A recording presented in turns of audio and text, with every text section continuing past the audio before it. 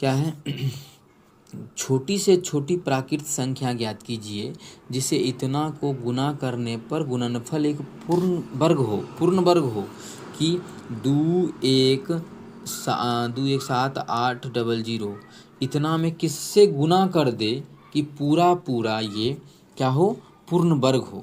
अच्छा, पूर्ण वर्ग होने के लिए अंतिम में कितना 2 जीरो चाहिए या 4 जीरो चाहिए या कितना चाहिए 6 जीरो चाहिए। ठीक है, इस प्रकार से चाहिए होता है। ठीक है, 2 जीरो या 4 जीरो।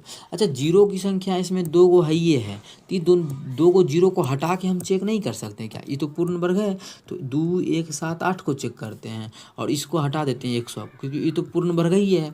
हम इसी में गुना करके चेक करते हैं कितना से गुना करेंगे कि पूर्ण वर्ग हो जाएगा। अब पूर्ण वर्ग का एगो नियम भी है, बहुत बच्चा को पता होगा, और जिसको नहीं पता है वो भी सीख लो कि अगर किसी संख्या के लास्ट में 2 3 7 8 रहेगा, 2 3 7 8, तो पूर्ण वर्ग वो नहीं होगा। क्या पूर्ण वर्ग नहीं हो सकता है, पूर्ण वर्ग नहीं होगा। क्या 2 3 अगर 7 8 2 3 7 8 रहे तब देख लेते हैं गुना करने से। 2 से गुना करेंगे तो क्या हो जाएगा, 2 से 8 दूना 16। हाँ, लास्ट में 6 हो सकता है, ये आंसर हो सकता है। 3 देंगे तो 3 दूना 6, ये भी हो सकता है। 5 देंगे तो 5, अगर 5 देते हैं लास्ट में तो 8 बचे 40, क्या आ जाएगा, तो इसमें एगो जीरो आएगा। आप लोगों को पता होना चाहिए कि लास्ट में एक जीरो नहीं होता है कभी भी, लास्ट में हमेशा जीरो पेयर में होना चाहिए। पेयर में तो यही है, हाँ 2 गो और जीरो आता तब ठीक हो सकता था। तो आप 5 से गुना करेंगे तो नहीं होगा, मतलब ये भी हो सकता है, ये भी हो सकता है। हाँ, ये नहीं हो सकता क्योंकि 5 को देंगे तो 5 देंगे तो 1 गो जीरो बनेगा, तो नहीं, पूर्ण वर्ग होने के लिए 2 जीरो होना चाहिए। ठीक है, और लास्ट में एगो जीरो होता है, यो नहीं होगा, ये भी नहीं, छोड़िए क्या लिखेंगे, क्या कि लास्ट में जीरो तो ये भी है ना, 1 जीरो देखेंगे, लेकिन 1 जीरो नहीं हो सकता है। जीरो की संख्या हमेशा पेयर में होना चाहिए।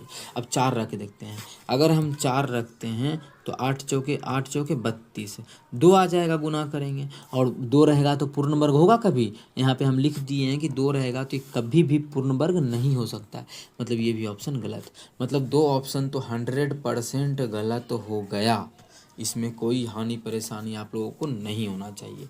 अब देखते हैं इसमें 3 है या नहीं है। 3 को क्यों चेक करेंगे तो वो आप लोगों को कभी दिखेगा, 3 को हम क्यों चेक कर रहे हैं।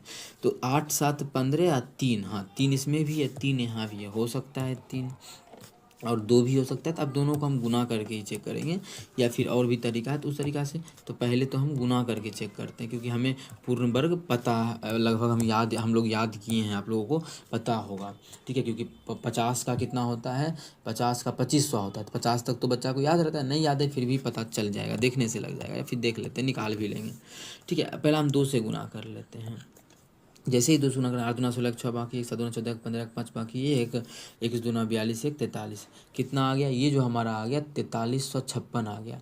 4356 किसी का वर्ग होता है, तो बच्चा को पता नहीं याद होगा कि नहीं, तो मेरे भाई याद नहीं है तो याद करो क्या कि ये वर्ग होता है, किसका होता है, तो 66 का होता है। अगर किसी को निकालना है तो निकाल सकते हैं, 66 का वर्ग होता है।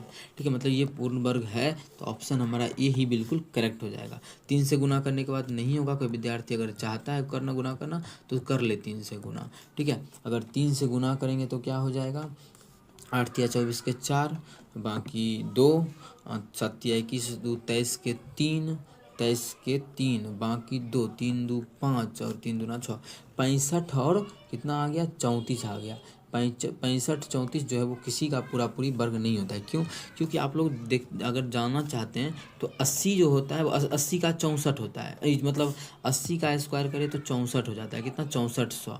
ठीक है, और बच्चा को हम 81 का भी तरीका सिखाते हैं, नहीं तो यहाँ पे जान लो। और हम बात करें इसका 81 का तो हो जाएगा 6561 होता है। तो क्या ये किसी का दिख रहा है? इसके बीच में तो जो भी होगा पॉइंट वाला होगा, पूर्ण वर्ग थोड़ी होगा, तो ये नहीं हो सकता है, थोड़ा सा याद भी रखना पड़ेगा कुछ। ठीक है, पूर्णांक, तो ये हमारा 2 बिल्कुल करेक्ट आंसर हो जाएगा।